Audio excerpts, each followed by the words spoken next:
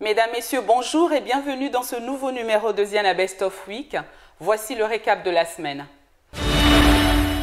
Dans Ligne Directe, Maître Boukhouta Diallo, l'avocat sénégalais d'André Okombi Salissa, s'est expliqué sur l'incident survenu à Brazzaville lors de la présentation du député de l'Ekana au procureur Okongakala. Suivez. Alors, cette présentation au procureur, maître, il y a eu des images qui ont circulé, qui est suivie d'une discussion quasiment assez violente à l'entrée du bureau du procureur ou dans le palais de justice. Qu'est-ce qui s'est passé concrètement?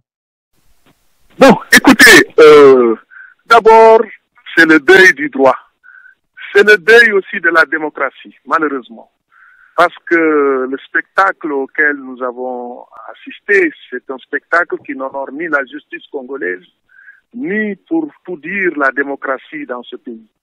Car pour un député qui a été arrêté dans des conditions rocambolesques, d'abord sans respect des dispositions de la Constitution de ce pays, qui en son article 134, effectivement dit que lorsque le député n'est pas en session, son arrestation est assortie de la levée au moins de son immunité parlementaire si nous ne sommes pas dans le cadre d'un flagrant délit. Or, de quoi s'agit-il?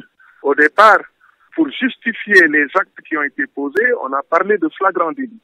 Et de flagrant délit, justement, alors on a abouti à des accusations sur le fond de ce que vous avez vu, des détentions d'armes de guerre, d'atteinte à la sûreté de l'État et aujourd'hui encore une nouveauté de détournement de deniers publics. Alors si nous étions dans le cadre d'un flagrant délit, je ne vois pas pourquoi on a jugé nécessaire par la suite à 2 reprises de demander la levée de son immunité parlementaire. Le flagrant délit aurait suffi pour justifier son arrestation. Mais le flagrant délit, en réalité, n'a été brandi que pour pouvoir justifier des perquisitions effectuées arbitrairement et illégalement à son domicile.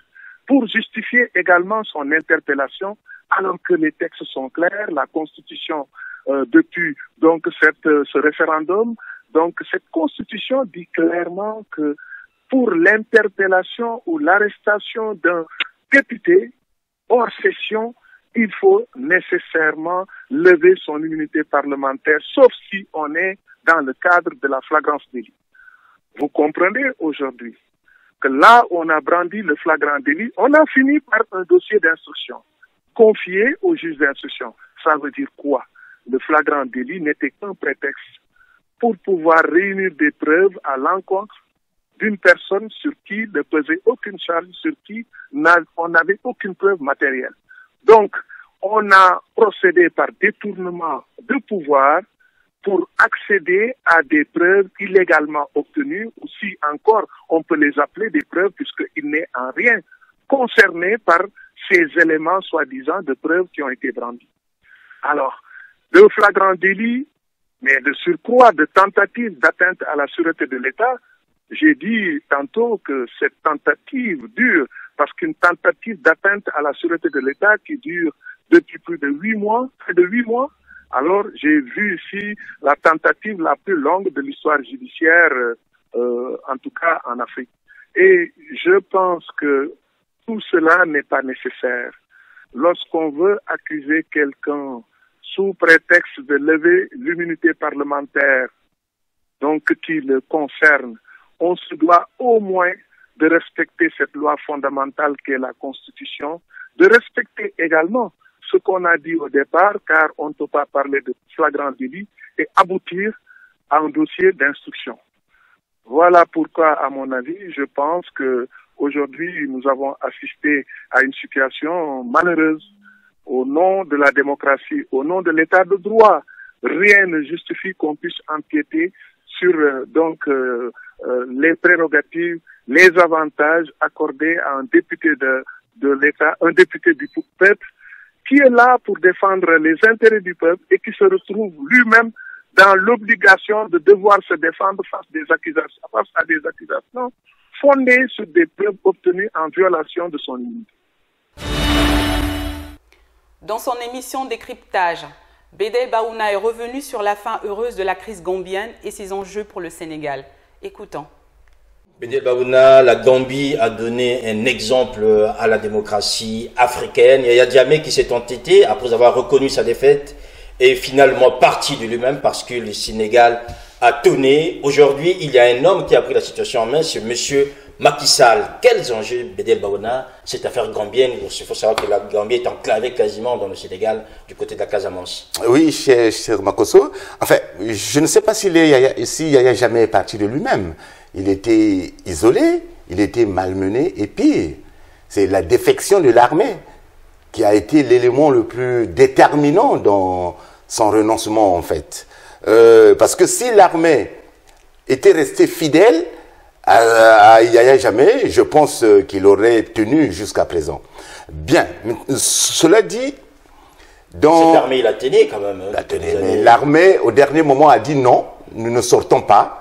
Nous n'allons pas combattre, nous n'allons pas verser le sang des Gambiens pour satisfaire les ambitions d'un homme qui veut s'accrocher au pouvoir. C'est l'armée en fait.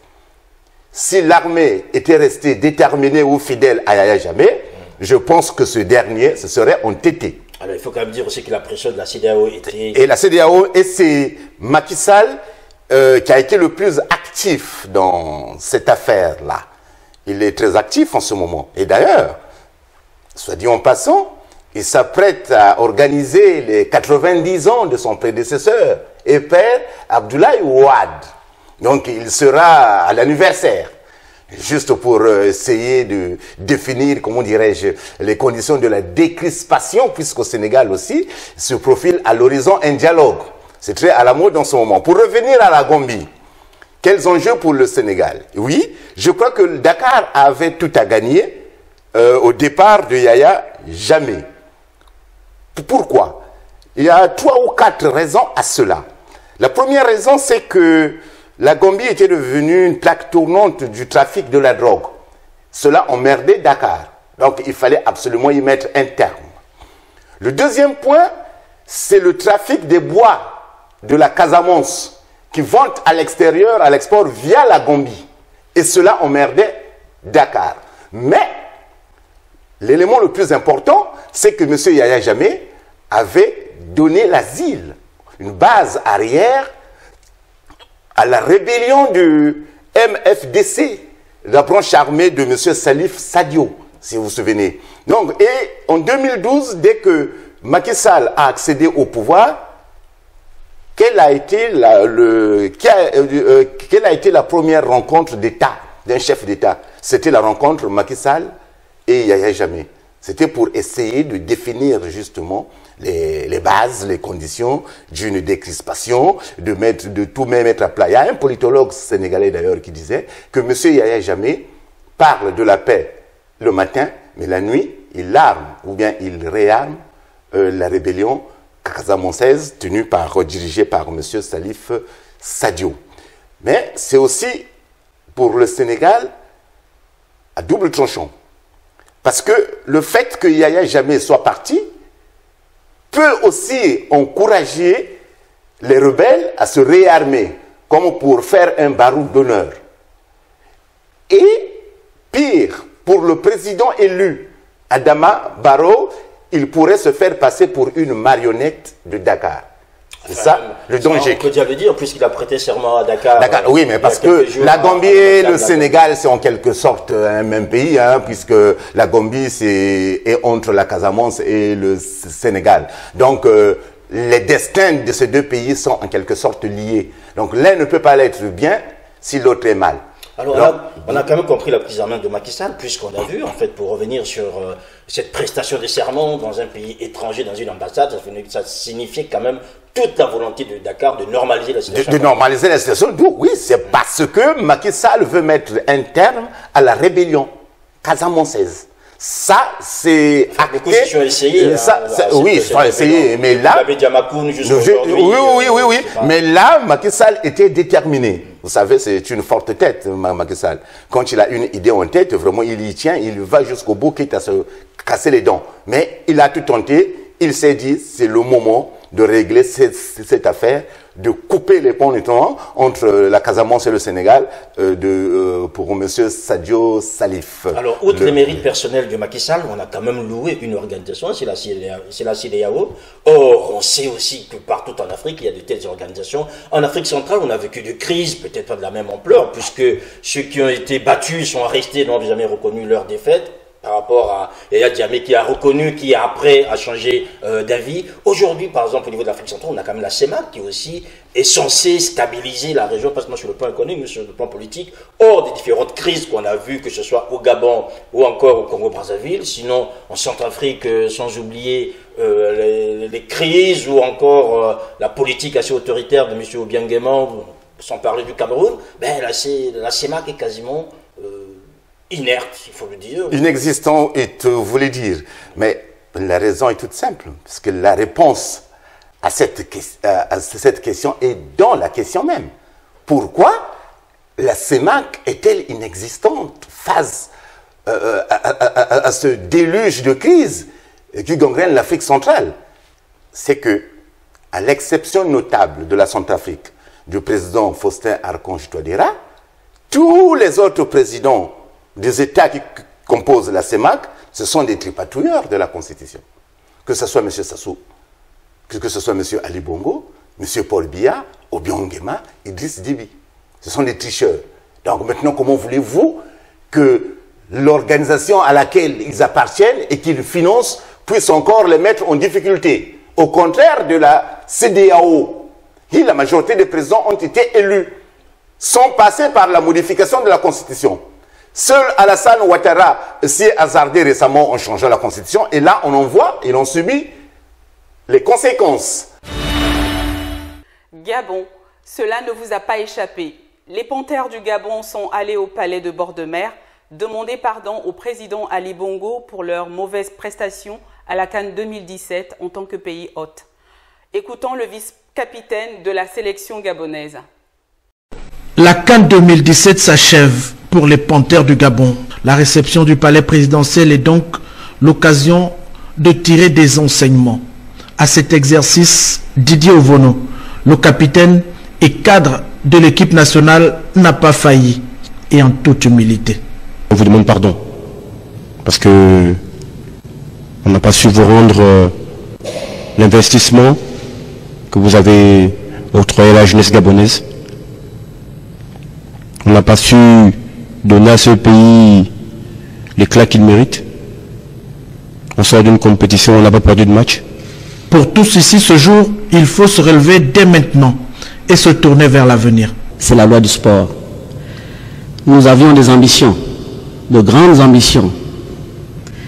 Ce qu'il faut savoir et ce que je veux demander à tous, c'est de se concentrer dès à présent pour les batailles à venir. Nous avons nos chances pour nous qualifier au mondial. La contre-performance de la CAN 2017 est donc une leçon, un enseignement pour le futur de l'équipe nationale. Maintenant, il y a deux choses importantes, mais qui se rejoignent. Il faut être grand dans la victoire, il faut être grand dans la défaite. Et il faut redresser la tête. Il faut redresser la tête. Tout le peuple est certes déçu, mais le peuple, tous ceux qui soutiennent l'équipe nationale, ont pu noter le valeureux combat qui a été livré. Et nous sommes tombés les armes à la main. L'attitude est très importante. L'attitude est très importante dans le sport de haute compétition. Avoir la bonne attitude. Et j'ai vu hier une bonne attitude, ce qui me laisse espérer que sur cette lancée, nous pourrons toujours être aussi déterminés lorsque on rentre sur le terrain. J'ai vu cette attitude, j'ai vu des combattants et j'ai vu des guerriers. La force d'une grande nation réside dans sa capacité à se surpasser et se relever des échecs.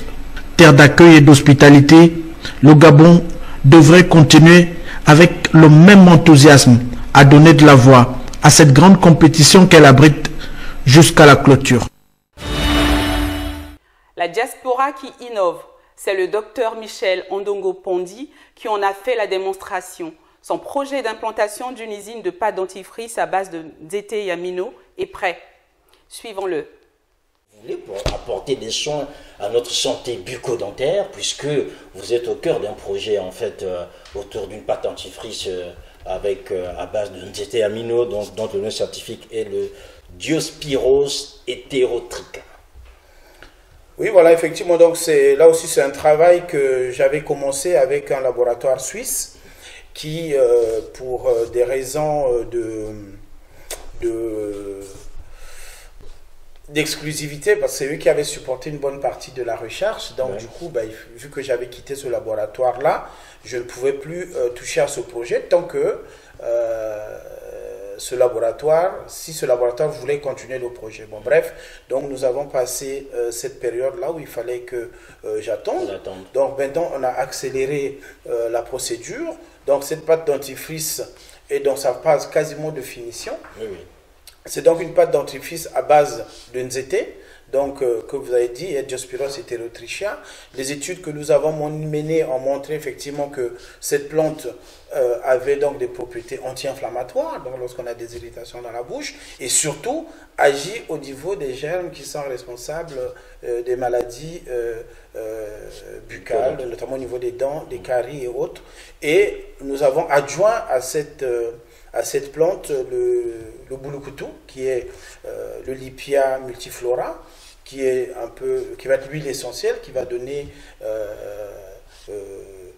le goût, pas le goût, mais en fait la sensation un peu de fraîcheur et autres, mais surtout qui est aussi antiseptique. Notre souhait, puisque c'est une pâte dentifrice qui ne devait pas coûter cher, vu que le nzete, c'est une plante qu'on trouve surtout énormément du côté de Missafu de façon naturelle, le boulukoutou pareil. Et notre souhait, effectivement, serait que cette pâte dentifrice soit produite au Congo.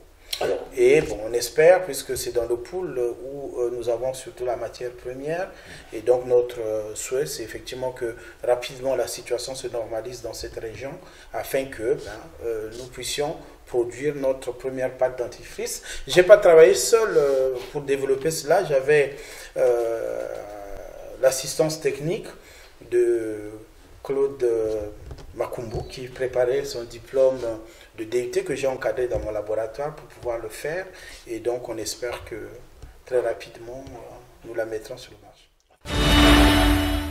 André Ngombe, président de l'Association citoyenne de solidarité du Congo-Brazzaville, est venu sur le plateau de Sir Makosso présenter cette nouvelle structure qui va servir au financement des actions politiques de la diaspora. André Ngombe, depuis quelque temps, votre ombre plane en fait dans la nouvelle structuration de la diaspora congolaise. Vous avez commencé avec les combattants puisque vous avez mené campagne pour la libération des jeunes qui étaient emprisonnés par rapport à l'incendie de l'ambassade. Qu'est-ce qui explique aujourd'hui ce besoin en fait de structurer notamment la lutte congolaise ici sur la place parisienne, quand on sait qu'à Paris, quasiment tout le monde est général ou colonel, il n'y a pas d'homme de rang pour mener des actions, André Ngombe? Non, nécessité fait loi. Nous étions face à une urgence, qui était celle de l'emprisonnement de certains jeunes, qui avaient posé des actes que nous trouvons justes aujourd'hui, et pour montrer la solidarité et la fraternité, nous étions obligés de nous organiser pour collecter des dons et réussir à les défendre en justice afin qu'ils puissent recouvrer leur liberté. Donc ça, c'était la nécessité. Et maintenant, à partir de cela, nous nous sommes dit qu'il fallait un comité de soutien aux prisonniers politiques, parce que certes, il y avait cette affaire ponctuelle des combattants, mais nous avons des prisonniers politiques au pays, nous avons aussi plein d'autres choses qui se passent dans le pays, donc il est nécessaire de structurer. Voilà, donc nécessaire de structurer. On a vu qu'ici, sur la place de la diaspora, les résultats sont là, mais en même temps, une question que je vous pose à vous personnellement, nous vous suivons depuis quelques temps, vous venez ici sur Ziana TV, le mouvement Ça Suffit était quand même assez éloigné en fait de ces combattants. Vous avez mené votre combat dans votre coin avec un activisme assez important au sein des médias internationaux. Les combattants étaient dans l'action sur le terrain, on a vu des actes d'agression jusqu'à cette incendie de l'ambassade. Qu'est-ce qui explique que cela est matié, comme on dit en fait chez les jeunes, entre vous et les combattants, que vous apportiez aujourd'hui votre expertise et à structurer en fait cette lutte? Entre nous, il y a d'abord le Congo et l'amour de la patrie. Et c'est cet amour de la patrie qui nous a mis ensemble et qui nous oblige en fait de démontrer notre solidarité qui est la base de toute citoyenneté. Nous reconnaissons entre nous comme des frères congolais, c'est d'abord par la solidarité, la capacité à venir en aide à l'autre quand il chute ou quand il est dans des problèmes. Et donc ça fait partie de toutes les luttes. Dans une lutte, il faut des organes de solidarité qui viennent pallier justement aux coups durs qui existent, notamment le cas de poursuites judiciaires ou des nécessités simples comme une blessure ou une maladie.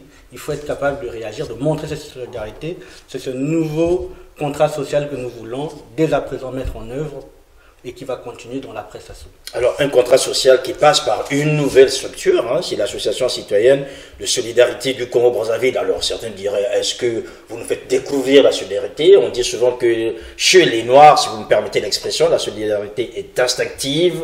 Comment est-ce que vous arrivez avec une telle dénomination? Que voulez-vous apporter à la diaspora au Congo? Ce n'est pas une structure de plus parce qu'elle a été voulue par plusieurs grands acteurs de la diaspora, plusieurs structures déjà existantes qui justement face à des cas ponctuels et même au-delà de Paris, puisque nous avons des gens de la diaspora des États-Unis, de toute l'Europe aussi bien, et de certaines diasporas d'Afrique, congolaises d'Afrique, qui se sont mis ensemble, qui ont réfléchi, qui ont dit nous avons des problèmes ponctuels à gérer, mais nous avons aussi des cas juridiques à traiter. Nous avons le cas Sundance en Australie à traiter, nous avons le cas l'affaire de la route de l'Atlantique en Espagne à traiter, nous avons plein de cas où les Congolais pourraient être partie civile, mais ne le sont pas par faiblesse des moyens. Donc il faut être capable aujourd'hui de prendre cette solidarité qui était diffuse, qui était mboka-mboka, la rassembler, la structurer, en faire un outil. Voilà pourquoi cette association est née, avec comme vice-président le grand frère Benjamin Moutila et comme trésorier John Binit, qui vont essayer, en tout cas on essaye tous ensemble, de pousser cette solidarité de manière beaucoup plus ordonnée, beaucoup plus centrée, pour répondre vraiment à tous les problèmes qui pourraient arriver dans l'avenir. Le 11 mars prochain, l'association Les Femmes Généreuses Paris-Brazzaville va organiser son premier gala. Mexane Sondra Ango, la chargée de communication, était l'invitée de Sir Makosso. Le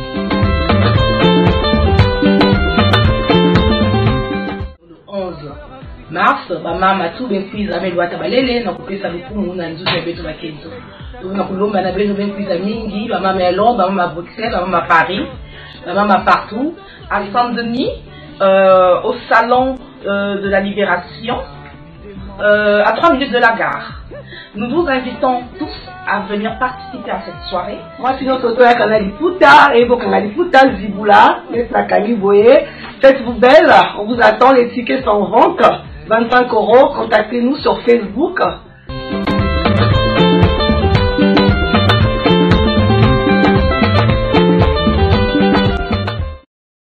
Une soirée importante, est-ce que vous pouvez nous en redire un peu plus en fait?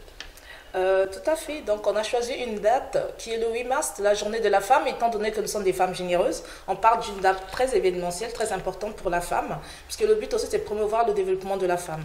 Donc, on a choisi la date du 11, qui est un week-end, pour organiser cette soirée de gala, qui a pour thème réseautage associatif, afin de pouvoir nous rencontrer, toutes les associations de la diaspora, faire un appât au niveau du Congo, et puis développer un gros projet, pourquoi pas tous ensemble. Et puis 10% des bénéfices récoltés pendant la soirée nous permettront, nous aussi, d'aller réaliser notre projet au niveau du Congo. Alors, donc, est-ce que c'est une soirée qui est ouverte? Bon, on a bien compris, hein, la soirée elle est ouverte à tous les Congolais, même les non-Congolais, qui ont besoin d'accompagner votre association Les Femmes Généreuses. Parfaitement, elle est ouverte à tout le monde en parlant de des associations, même étrangères, et même les gens qui n'appartiennent pas aux associations, parce que le projet pourrait intéresser à personne qui n'a pas d'association, justement pour nous apporter l'entraide. Voilà. Très ouvert.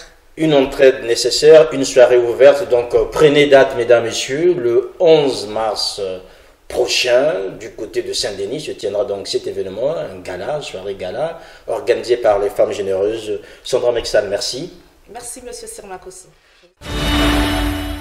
Ziana Best of Week, c'est terminé. On va se quitter avec l'édito d'Arsène Poitiers. Et quant à moi, je vous retrouve dimanche prochain. Au revoir. Rigueur, vérité, puis quoi encore? Vous nous avez dit rupture. Et notre artiste musicien Roga Roga dénonçait tant bien que mal les vieilles manies. Reprenons ainsi la litanie des mots cités par le président de la République lors de son discours d'investiture. Gabégie, injustice, la malice, gourmandise, partisans de moyens d'effort, flatteurs, etc. Comme les juges, nous, peuple, avons osé lui accorder le bénéfice du doute pour ne pas être traités d'éternels pessimistes. Notre effort de compréhension lors de cette élocution se consolait à cette citation de René Descartes. Après 30 ans de promesses mirobolantes, il fallait que je rejetasse comme absolument faux tout ce en quoi je pouvais imaginer le moindre doute. Nous souhaitions croire qu'il devait être l'homme de la rigueur. La pratique, nous vous le révélerons, traduit au sens contraire. Nous croyons qu'il était aussi l'homme de la vérité, tout en admettant qu'il est difficile de définir ce concept qui est resté en suspens depuis la réplique de Pilate à Jésus, qu'est-ce que la vérité. Voilà comment les hommes qui ont prêté serment pour être au service non pas d'un homme, mais de l'État, s'efforcent bec et ongle à vouloir plaire, oui je dis bien plaire, au chef, non pas parce qu'ils l'aiment ou ils croient en lui, mais parce qu'ils veulent garder et maintenir leur train de vie. Pendant ce temps, les mots de l'espérance pleuvent. Ils ont dit rupture. En fait, nous avons et continuons avec les mêmes, et donc les mêmes habitudes. Voilà que pendant ces vœux au peuple congolais, il vient nous parler de rigueur et vérité. Chers politiciens, pour une fois, mettons un petit accent sur ces deux mots et comprenons ce que le président a voulu nous dire. Lorsqu'il parle de rupture, qu'est-ce que cela sous-entend? La rigueur ne fait-elle pas allusion à la compréhension, à la compétence, l'homme qu'il faut à la place qu'il faut? La rigueur ne dit-elle pas compétitivité dans les services de l'État, eu égard à la satisfaction? La rigueur ne dit-elle pas mesurabilité? La rigueur, n'est-ce pas aussi que nos politiciens doivent être au service d'intérêts publics et non son contraire? Rigueur, n'est-ce pas encore une invitation à séparer le bien public et le bien privé? La rigueur ne serait-elle pas enfin un virage vers le bien? Est-ce le cas? Est-ce qu'aujourd'hui, le peuple congolais a le sentiment d'être pris en compte? Et constate-t-il cette politique de service? Il a encore ajouté vérité. La vérité nous rappelle la justice, tous égaux devant la loi. Respect de la présomption d'innocence, respect des procédures d'instruction où l'on ne peut pas mettre au shéol un député avant la levée de l'immunité parlementaire. La vérité, c'est aussi l'esprit du bilan où chacun répond devant la représentation nationale de son action et la défense sans complaisance. La vérité, c'est aussi la justification des nominations par la compétence et non par affinité. La vérité, c'est aussi traduire ceux et celles qui confondent la responsabilité publique à un héritage familial devant les tribunaux. La vérité, c'est aussi la transparence, l'équité, l'égalité et la fraternité. La vérité, c'est aussi la fin des hommes zélés, prêts à tout pour plaire. Qu'en est-il de la nouvelle République qui a commencé dans l'intimidation? Est-ce là la définition de la rigueur proposée? Ne nous dites pas que le zèle observé est une forme de rigueur pendant que nous nous interrogeons de la fiabilité des faits. Et surtout de la rigueur, mieux, de la précipitation des instructions. Oui, nous voulons croire. Oui, nous voulons adhérer à votre projet. Oui, nous voulons aussi répondre à vos appels de concentrer nos velléités sur un plan maréchal pour le Congo. Mais comment, lorsque la notion atteinte à la sûreté de l'État a été si galvaudée? Il marche vers la vie celui qui garde la discipline républicaine, celle de la devise de notre Congo, celle de la devise de notre vivre ensemble, celle qui rassemble les Congolais, celle qui propose une offre vraie, juste, sans complaisance, sans esprit de partisan. Alors je rêve. Oui, je rêve que le politique puisse prendre son courage de faire table rase et de nous sortir du ridicule feuilleton que nous offrons au monde. Je rêve que le politique gagne en libérant tous les prisonniers politiques au nom de la paix sociale, comme Martin Luther King, Émile Biayenda, Marien Ngouabi, Youlou. Je rêve que le slogan « Tout pour le peuple, rien que pour le peuple » puisse prendre sens et vérité dans le Congo de la rigueur et de vérité, et de la rupture. Et si la nouvelle République devenait une République du peuple, pour le peuple, n'est-ce pas le début de la rigueur et de la vérité pour un développement réel? Allons seulement.